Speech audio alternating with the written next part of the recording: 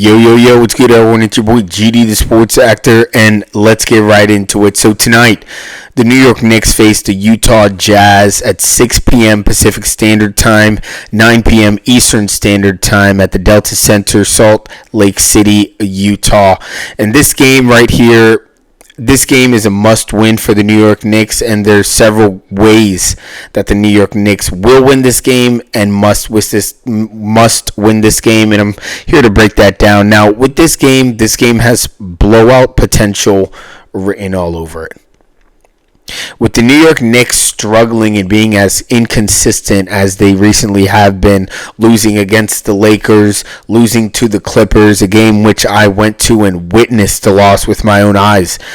The New York Knicks have to win this game. Those two games were games that the New York Knicks should have won, expected to win, and that wasn't the outcome. But this game right here, I've spoken in earlier episodes about the fact that the New York Knicks, when it comes down to a team like this, we're already in the playoffs, and that is good. That is okay. But when it comes down to some of these games, what matters with games and playing teams and beating teams that you should win against, why that matters so much is because it means that you're not taking time off. You're not taking a day off, or you're not taking your opponent seriously.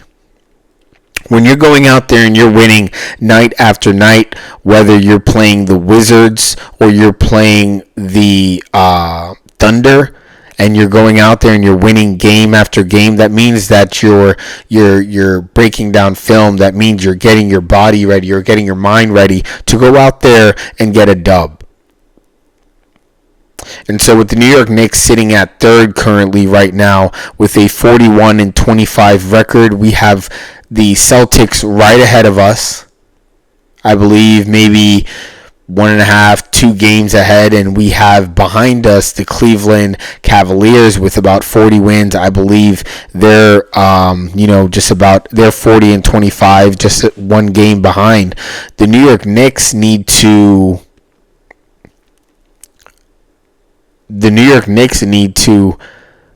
they got to step it up.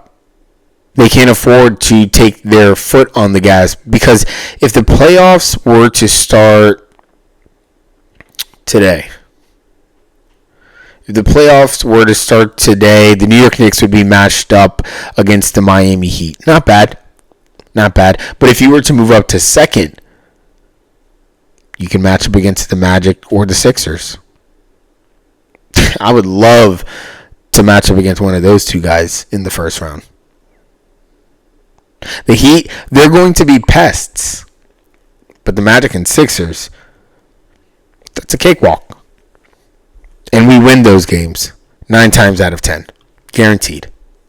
So the New York Knicks need to continue to express a certain level of urgency, need to pick themselves back up the same way that they did in February after, that lull moment that they went through in January. But the inconsistencies are going to happen. This is kind of the identity of this team. You kind of don't know on a game-to-game basis which Knicks team you're going to which next team you're going to get.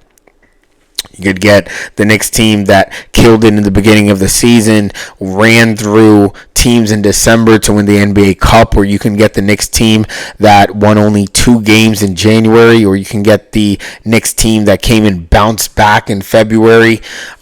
There's multiple faces, but what I will say is that I still believe in the New York Knicks.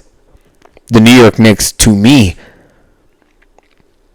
and most likely the rest of the league, while some people, don't care to admit it, but they're contenders. The New York Knicks are scary, especially when they're running on all cylinders, and that is somewhat the frustration that's been going right now. You have certain guys who are sparking on certain nights, while other guys are quieter on other nights, or you have guys like Mikal Bridges, who scores 0 points against the Los Angeles Lakers, and then you come back against the Clippers. Everyone's thinking that you're going to have a comeback game, because to score 0 points and getting the contract that you got is absurd.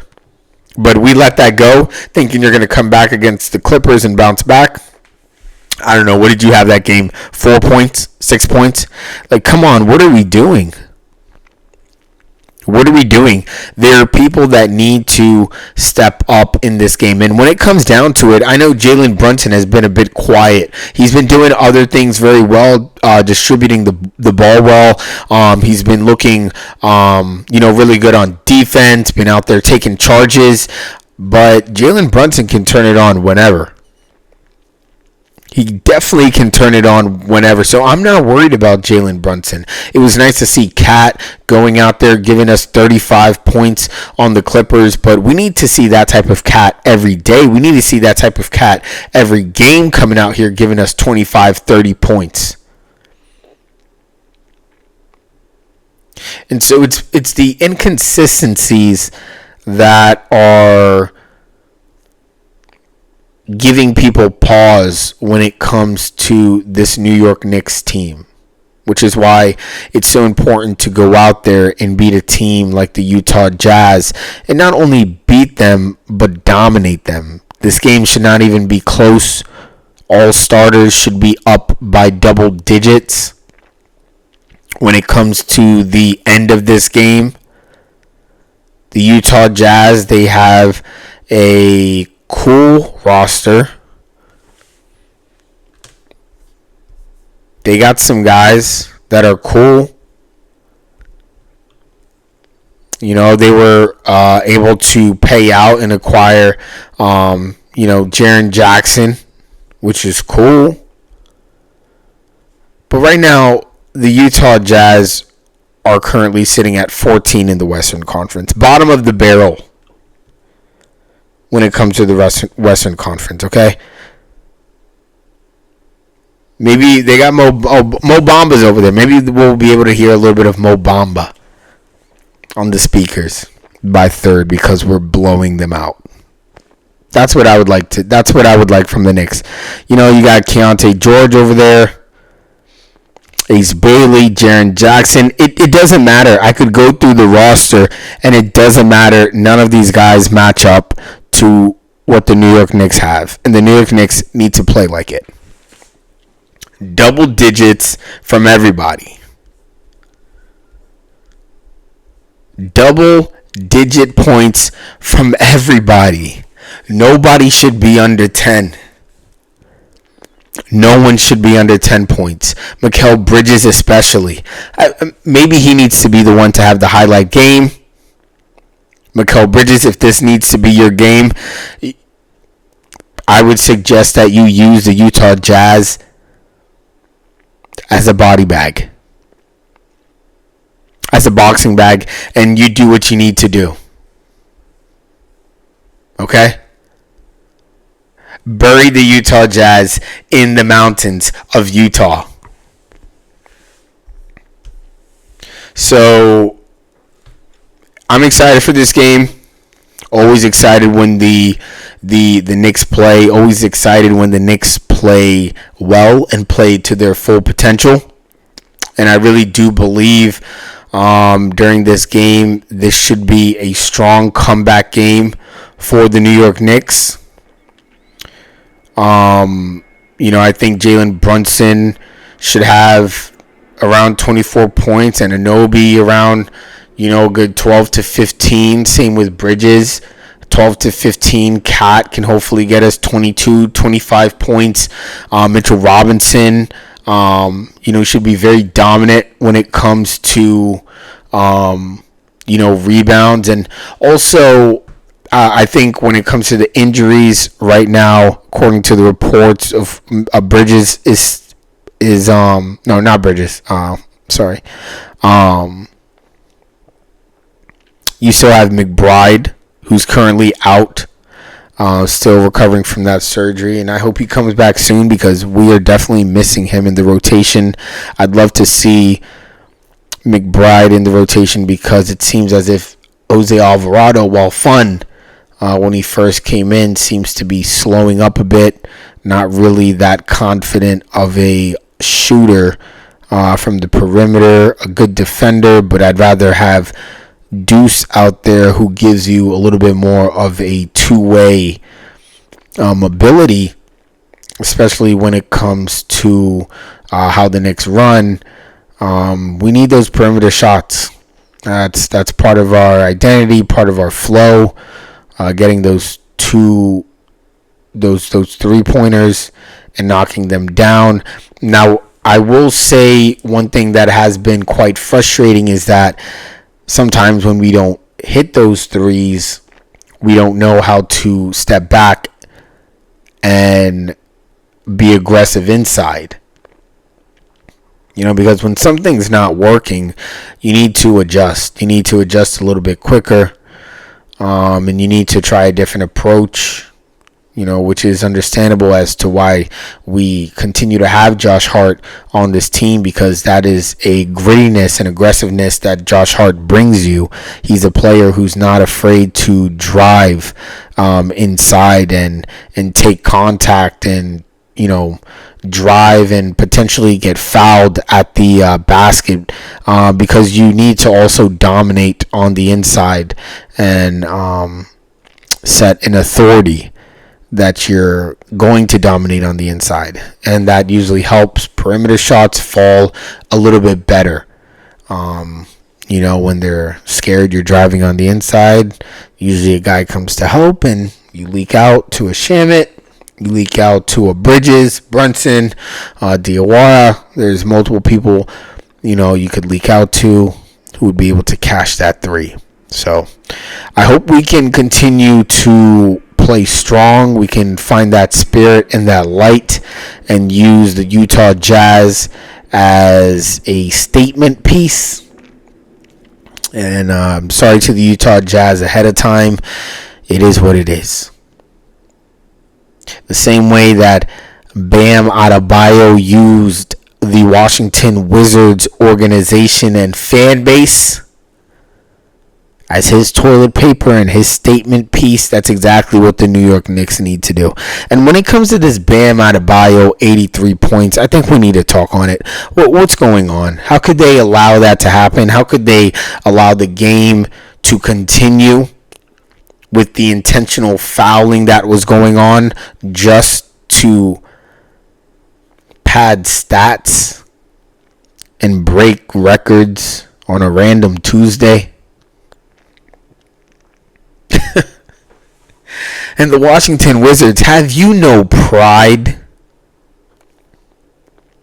83 points, 43, I believe, from free throws. Something controllable. Wizards, don't foul. Something completely controllable. But it seems as if you were partaking in this mess. Wilt Chamberlain, 100. Kobe Bryant, 81. And now Bam squeezed himself in there. Just like Asia Wilson squeezed herself in the presser. After the 83. I was shocked to see Asia Wilson sitting right next to Bam Adebayo at the presser. I literally asked myself, Asia Wilson plays for the NBA now? She got a 10-day so why is she... I've seen the kids. I've seen the toddlers on the lap. That's innocent. That's young. Kids fresh for the NBA. Why is a WNBA player under contract sitting at a presser for the Miami Heat? I need it. Oh my goodness.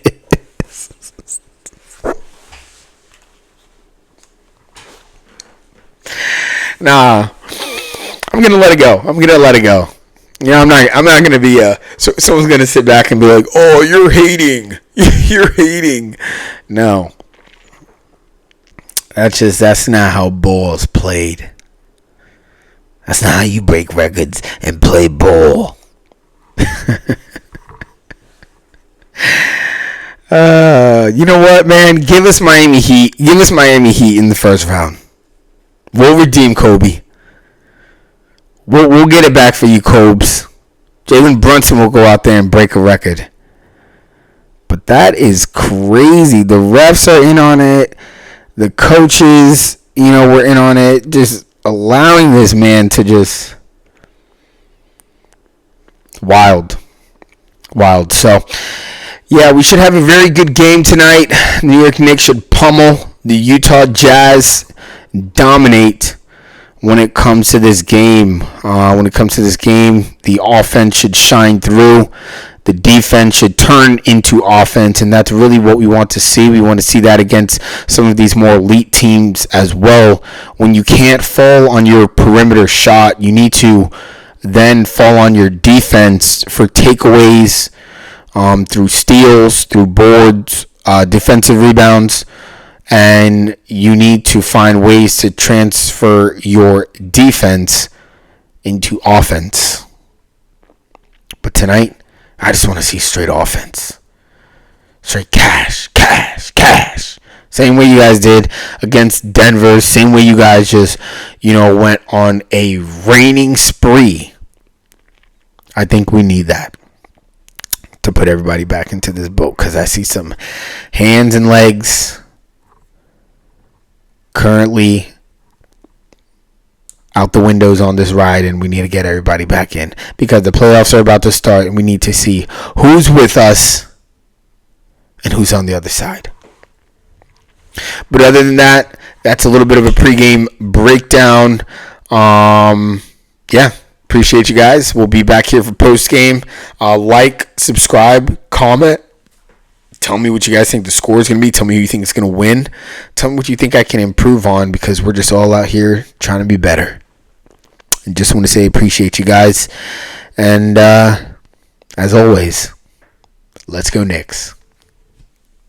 Peace.